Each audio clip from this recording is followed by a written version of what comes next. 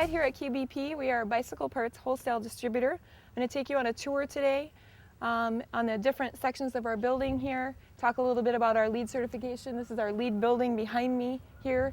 LEED stands for Leadership in Energy and Environmental Design. There are 5 specific components to becoming a LEED certified building. That is your material selection, your site development, your water savings technology, energy efficiencies, and then your indoor air and environmental quality. So we're going to talk about those as we go through. Just to kind of start out and give you a lay of the land, this is the previous building here. This was built in 1996.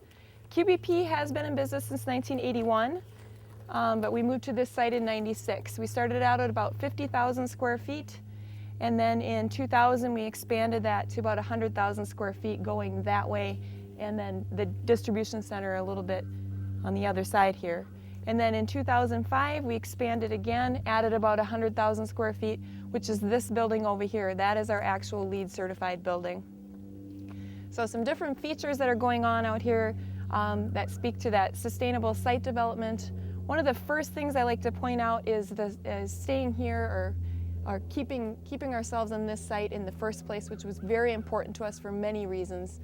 We didn't want to go into a new green space, destroy a new green space, and the employees here are very, very connected to this specific space. We're butted up against the park here. This is Three Rivers Park District, so many of us feel very connected to that. We didn't want to move to a new facility. So a couple things we have going on. We have the hill up here, right up here by the building. We have drought-resistant prairie grass. So it's native to Minnesota here. So we need no water irrigation system. We actually took out what little irrigation system we had when we redesigned the layout of the site here. And then our building, as you notice, is sort of a unique design as it's really tall. And that was intentional because we didn't want a large footprint expansion this way. We really needed to just house a lot of product. So the building is tall and it's up and it's not out. And then it's a little difficult to kind of see some of these features because it's winter, but we have a stormwater retention pond right here. And then at the west end of the parking lot and on the south side of the building, we have rain gardens. So with those couple of features, we're able to keep about 90% of our water, our stormwater, here on site. And we also have porous pavers that line the parking lot, which act as you can see them really well right here where the motorcycle parking is. They act as a filtration system, so that will clean up some of that bacteria before it goes into the ground, some of the nasty runoff from the parking lot. When we redesigned our lot here, there was an existing building, a glass repair company. When we purchased that building and we took that building out, we reused 70 to 75% of that building, either by grinding up the foundation, using that in the parking lot, taking steel joists and putting them into the new distribution center, or employees were allowed to go in and take things for home projects. So it was really important to us to keep as much of that out of the landfill as possible.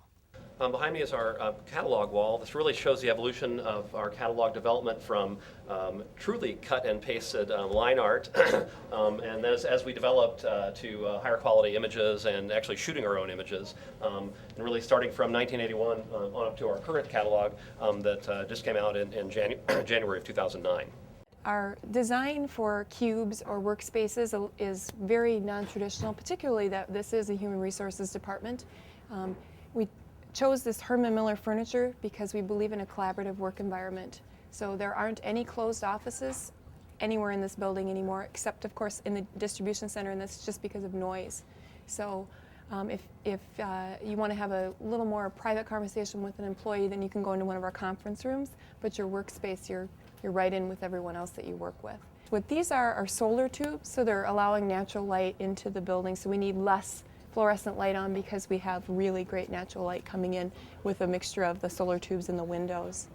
This is the mezzanine, and what we have here is storage for demo bikes, for our brands, for Interbike, or for employees to borrow for the weekend if they wish.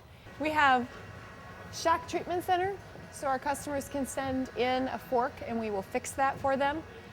We also have Bike Builder, so you can choose your frame. You can choose all the parts you want on your frame, and we have a professional build done right here. This is our packing area. And to give you an idea of how many boxes we're shipping out, during on-season we're shipping out maybe 10,000 boxes, 3,500 on a really busy day. To put that into perspective, it's 2 or 3 semi-loads of product going out the door every day. We have what's called a last call time for orders, so anything that is called in or put into our system either at 4 p.m. or 6 p.m. Ships out same day, so same day shipping, depending upon where you're located in the country. We strongly encourage employees to bike to work, so we provide lockers, and then we have a towel service because in the men's locker room it's quite a bit more crowded than here. There's a lot of women that work here at QBP, but one of our things for making sure we have a clean, nice locker room was going with the towel service here. So you can ride right up to the front door, park your bike, come on in, get a shower. We also have a lunch service, so you don't have to worry about bringing your lunch unless you choose to do that.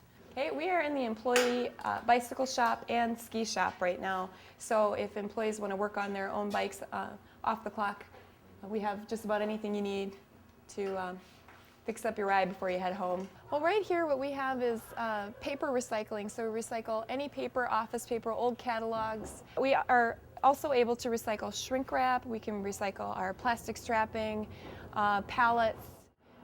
This is really important to us because we had set a goal of 2006 to 2007 to reduce our waste. And by finding, hard to recycle items, ways to recycle those, we were able to cut our waste by about 40%. This is what we call the hub. So this is used as an informal meeting space. Or, sometimes we'll have a happy hour up here at the little coffee bar. Then some of the materials we've used, the tables and chairs are all made from recycled either wood or recycled metal for the legs.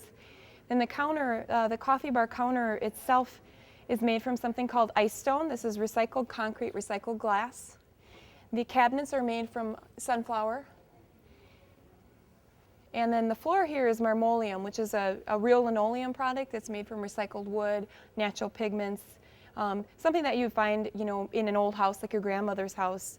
It's been brought back. And then our baseboards here are all galvanized, so we don't have that vinyl off-gassing with the flooring or with the baseboards. So here we have our restrooms, and what's a little unique about the bathrooms here, the men's room, the urinals are waterless urinals, and then both bathrooms have dual flush toilets, so less water, more water on the flush. And then what you're hearing right now is, I don't know if you can hear that, but is the hand dryer. They're high power hand dryers, so we really encourage people to use the hand dryer versus using paper towels for less waste. We do have both as an option, and we're able to compost those paper towels, but we really push people to use the hand dryers. So here we have a picture of our solar panels. We have a 40 kilowatt solar PV array, and that generates about 6% of our energy. And to put that in perspective, it's about 300 kilowatts per day, which is about 10 to 12 average houses. This is a painting I did when I was in college. And so it's kind of funny because I'm the environmental coordinator here, and everybody always asks me, do you have training in this? Is your degree in environmental science? My degree is in painting, fine arts, but I have a passion, very strong passion for the environment, very strong passion for cycling. So, and customer service I'm very passionate about, so this fits really well for me. And this is what I do outside of working here at QBP.